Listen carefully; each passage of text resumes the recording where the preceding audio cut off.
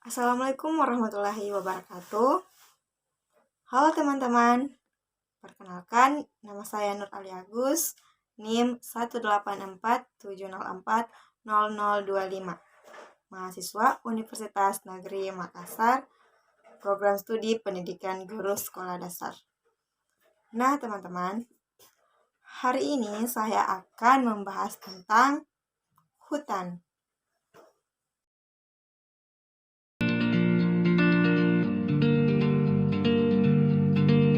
Hutan adalah sebuah kawasan yang ditumbuhi dengan lebat oleh pepohonan dan tumbuhan yang lainnya. Jadi di Indonesia memiliki hutan yang sangat luas. Nah, adapun jenis-jenis hutan berdasarkan biogeografi. Nah, jenis hutan berdasarkan biografi ini merupakan ilmu yang membahas tentang persebaran hutan serta flora dan fauna yang ada dalam hutan tersebut dengan sudut pandang interaksi antara organisme dengan lingkungan dan yang lainnya. Adapun ketiga kawasan hutan biografi di Indonesia yaitu Paparan Sunda. Jadi, Paparan Sunda ini merupakan sebuah lempeng yang bergerak di kawasan benua Asia dan berada di dunia barat garis Wallace. Nah, yang kedua yaitu Paparan Sahul. Nah, di mana Paparan Sahul ini merupakan sebuah lempeng bumi yang bergerak dari benua Australia atau kawasan Australia dan berada di sisi timur garis Weber. Yang ketiga yaitu Wallacea.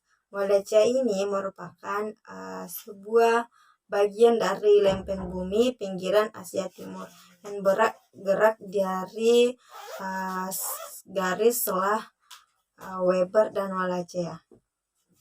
Nah, jenis hutan yang kedua yaitu berdasarkan iklimnya. Jadi ada beberapa jenis hutan yang berdasarkan iklimnya. Seperti yang pertama yaitu jenis hutan tropika. Nah, jenis hutan yang kedua yaitu hutan monsun dan yang ketiga hutan sabana. Nah, ada beberapa jenis berdasarkan jenis tanahnya. Yang pertama yaitu hutan pantai dan yang kedua yaitu hutan bakau atau hutan mangrove. Yang ketiga hutan rawa. Nah, yang ketiga yaitu jenis hutan berdasarkan pemanfaatan lahannya. Yang pertama yaitu hutan lindung. Nah, yang kedua yaitu hutan konservasi. Dan yang ketiga yaitu ada hutan produksi. Yaitu jenis hutan berdasarkan terbentuknya. Jadi ada beberapa jenis hutan berdasarkan jenis terbentuknya. Yang pertama yang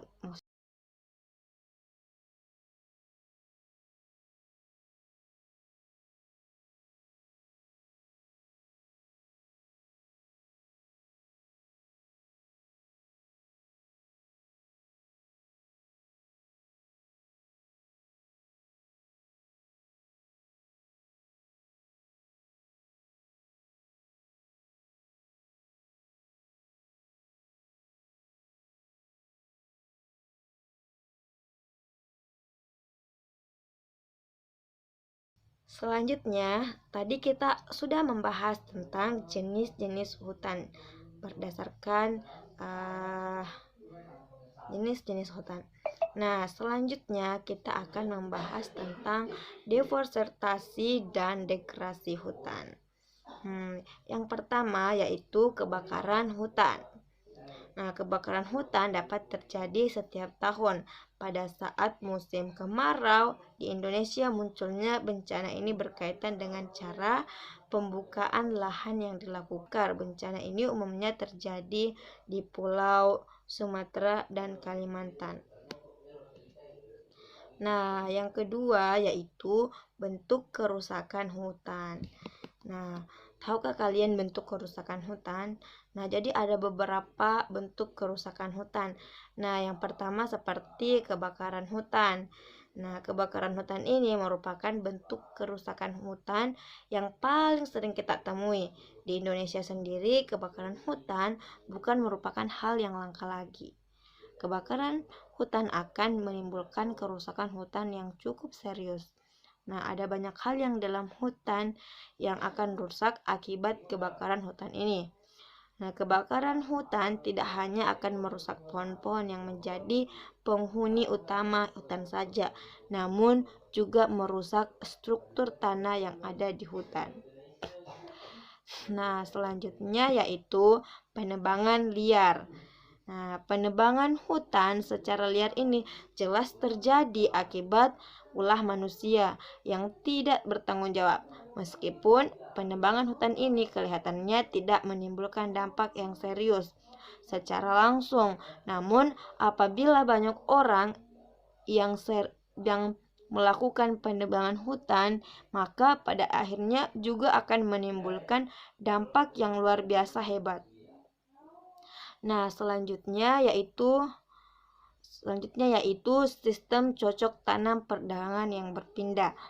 Nah, penyebab dari kerusakan hutan yang selanjutnya adalah ladang bercocok tanam yang berpindah. Manusia memang menjadikan cocok tanaman sebagai salah satu sumber mata pencaharian. Bercocok tanam tersebut bisa berupa pertanian maupun perkebunan.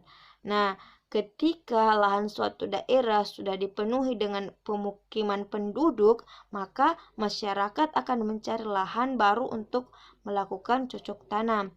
Nah, salah satu alternatif lahan yang digunakan adalah lahan hutan. Maka dari itulah manusia bisa dengan sengaja menebang pepohonan yang ada di hutan dan membuka lahan untuk bercocok tanam. Selanjutnya yang ketiga yaitu